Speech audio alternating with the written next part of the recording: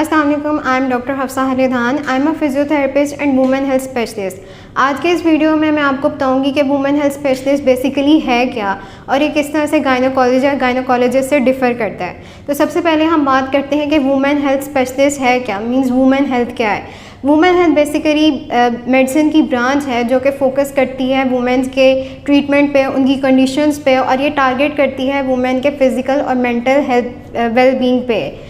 इसमें women health में जब भी हमारे जहन में आता है तो हमारे जहन में यही होता है कि वुमेन की डाइट हो गई, उनकी फिटनेस हो गई, उनकी लाइफस्टाइल मॉडिफिकेशन हो गई। लेकिन ये सारी चीज़ें साइड पे, सबसे पहले आते हैं वुमेन के बॉडी चेंजेस जो उनके बॉडी में हो रहे होते हैं।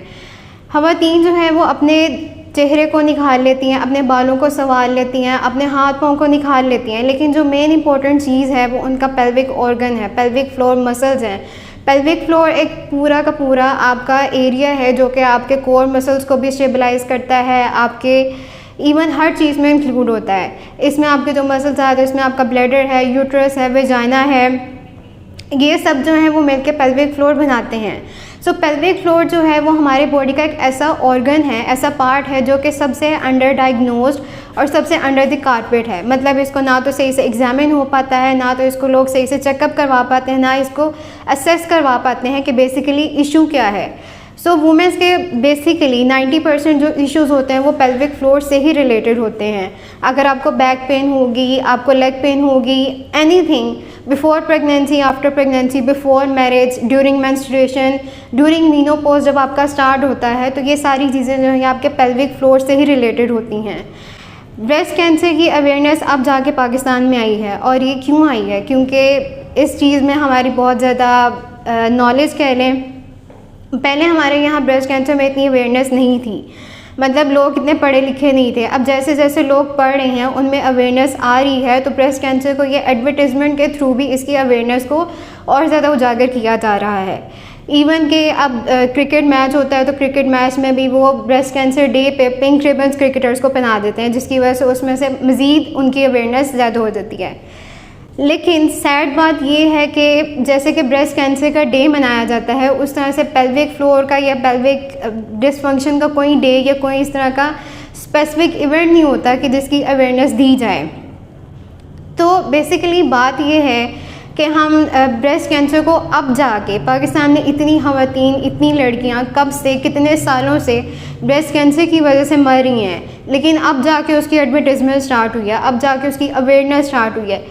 तो पेल्विक फ्लोर को उजागर करने के लिए, पेल्विक फ्लोर की अवेयरनेस के लिए पता नहीं कितने साल लग जाएंगे। तो मेन मकसद मेरे इस वुमेन हेल्थ को डिस्कस करने का यही है कि आपका जो ऑर्गन है, जो आपका पेल्विक पार्ट है, उसको आप एग्जामिन करें। अगर आपको कोई भी इश्यूज़ हो रहे हैं, मतलब अगर आपका जैसे मीनोपॉज स्टार्ट हुआ है, आपको इरेगुलर ब्लीडिंग है, आपको हैवी ब्लीडिंग है, या आपको नो ब्लीडिंग है, कोई भी इस तरह का इशू, मेंस्ट्रुअल इरेगुलरिटीज़ हैं, आपका यूरिन लीकेज हो रहा है, आपको स्ट्रेस इनकॉन्टिनेंस है, यूरिनरी इनकॉन्टिनेंस है, आपको पेल्विक इन्फ्लेमेटरी डिजीज़ है, पेल्विक फ्लोर डिसफंक्शन है, एंडोमेट्रियोसिस है, कोई सिस्ट बन गई है, कोई फिब्रॉइड्स हो गए हैं, कुछ भी, इवन के इसके तरह के और भी बहुत से मसाइल, PCOS जो कि अंडर डायग्नोज होते हैं, जो कि बहुत सी ख़वातीन को पता भी नहीं होता कि उनके अंदर चल क्या रहा है। सो बेसिकली बताने का मकसद ये है कि ये सारी ऐसी चीज़ें हैं जो कि ख़वातीन एक दूसरे से शेयर करते हुए हिचकिचाती हैं, वो एक दूसरे को बता भी नहीं पाती, वो अपनी जो गैदरिंग्स हैं उनसे वो नहीं जा पाती, सिर्फ़ और सिर्फ इस हिचकिचाहट की वजह से कि अगर मैं अपनी फ्रेंड के साथ या अपने किसी रिलेटिव को ये डिस्कस करूँगी, उसको ये बताऊँ, तो ये मेरे लिए कितनी बायस शर्मिंदगी की बात होगी कि मुझे यूरिन लीक हो रहा है, मुझे PCOS का इशू है, मेरे ओवरी में सिस्ट बनी हुई है, और इस तरह की बहुत सी चीज़ें। लेकिन बट द फैक्ट इज़, जब तक आप किसी को शेयर नहीं करेंगे, जब तक आप डिस्कस नहीं करेंगे, तो वो चीज़ की किस तरह से अवेयरनेस आएगी, उस चीज़ का आपको किस तरह से पता लगेगा। इस सारे सिलसिले में आपके जो 3 मेजर मतलब आप कह लें कि ह्यूमन बींग्स हैं जो कि आपके रोल प्ले करते हैं आपको इस सारे अवेयरनेस के लिए, उनमें से सबसे पहले आती हैं आपकी मदर। एक माँ को अपनी बच्ची के सबसे करीब पाया जाता है, लेकिन तब जब माँ उसके साथ फ्रेंडली हो, उसके साथ अच्छा सलूक रखे। माँ जो है 13-14 साल की बच्चियों में स्पेशली जब उनमें मेंस्ट्रुएशन साइकिल स्टार्ट होता है, तो माँ को चाहिए कि वो उसके बारे में उसको पहले से ही सारी इन्फॉर्मेशन बता दे, ताकि कोई तीसरा या तीसरी उसको किसी गलत रंग में या किसी गलत अंदाज में मत बताए। सो इट्स बेटर कि माँ जो है वो उसको पहले से ही बता दे। और जब उसका मेंस्ट्रुएशन स्टार्ट होता है तो माँओं को अपनी बच्चियों पर नज़र रखनी चाहिए कि वो किस तरह की खुराक ले रही हैं, किस तरह की लाइफस्टाइल मॉडिफिकेशन है उनका, किस तरह की हैबिट्स हैं उनकी। इन सारी चीज़ों को ख्याल रखना चाहिए। क्यों? क्योंकि कभी कभार आपके जो मेंस्ट्रुएशन इरेगुलरिटीज़ होती हैं वो आपके डाइट की वजह से भी होती हैं, आपके अनहेल्दी लाइफस्टाइल की वजह से भी होती हैं, और इसकी बहुत सी वजूहात हो सकती हैं। उसके बाद आता है जो सेकंड मेजर पर्सन आपकी लाइफ में है, वो है आपकी सिस्टर या आपकी फ्रेंड जिसके आप बहुत क्लोज़ हो। कभी कभार माएँ थोड़ी सी डाढ़ी किस्म की भी हो जाती हैं जो कि जिनसे आप शेयर नहीं कर पाते, तो आपके सिस्टर या ऐसी आपकी क्लोज़ फ्रेंड जिनसे आप हर चीज़ शेयर कर सकते हो, तो आप वो सिस्टर की बॉन्डिंग स्ट्रॉन्ग रखें, उनसे हर चीज़ डिस्कस करें, उनको बताएं कि मुझे ये इशू है, ताकि वो इस मसले का हल निकालें। और थर्ड जो आता है वो है आफ्टर मैरिज योर हस्बैंड, जो कि सबसे इम्पोर्टेंट और अहम किरदार अदा करता है ख़वातीन की ज़िंदगी में। लाइफ पार्टनर को जो है वो बेसिकली बहुत ही फ्रेंडली होना चाहिए, बहुत ही सपोर्टिव होना चाहिए, उसको एक कंफर्ट जोन देना चाहिए, अपनी बीवी को एक फ्रेंडली इन्वायरमेंट देना चाहिए ताकि वो हर चीज़ आपसे इजीली डिस्कस कर सके। मर्दों को अपनी सो कॉल्ड मर्दानगी और सो कॉल्ड ईगो, इन सारी चीज़ों को साइड पर रख के ख़वातीन के मसले सुनने चाहिए।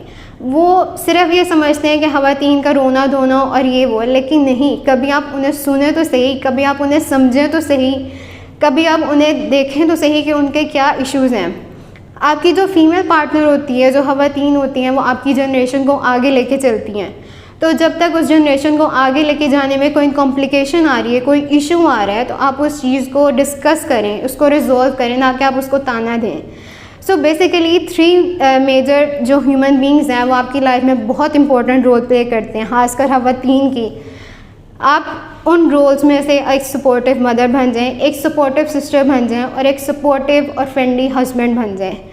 सो आखिर मैं यही कहूँगी कि वुमेन हेल्थ स्पेशलिस्ट जो है और गायनोकोलॉजिस्ट, इन दोनों में डिफ्रेंशिएशन ये है कि गायनोकोलॉजिस्ट के पास आप जाएंगे, वो आपको मेडिकेशंस दे देंगी। कभी कभार अंडर एज गर्ल्स जो कि 13-15 साल की लड़कियां होती हैं, उनको मेडिकेशंस उल्टा इफ़ेक्ट कर देती हैं, मतलब एडवर्स इफ़ेक्ट की तरफ चले जाते हैं। तो बजाय इसके कि वो उनकी बॉडी उसको चेंज को अडेप्ट करे, वो और एडवर्स हो जाता है, वो वेट गेन में चली जाती हैं, और कभी कभार ये चीज़ें मेंस्ट्रुअल इरेगुलरिटीज़ की तरफ चली जाती हैं। सो इट्स बेटर कि आप मेडिकेशंस और स्टेरॉइड की बजाय किसी वुमेन हेल्थ स्पेशलिस्ट को दिखाएं, जो उनको proper diagnose, proper history, proper examine, proper assess करने के बाद उनको पूरा ट्रीटमेंट दें।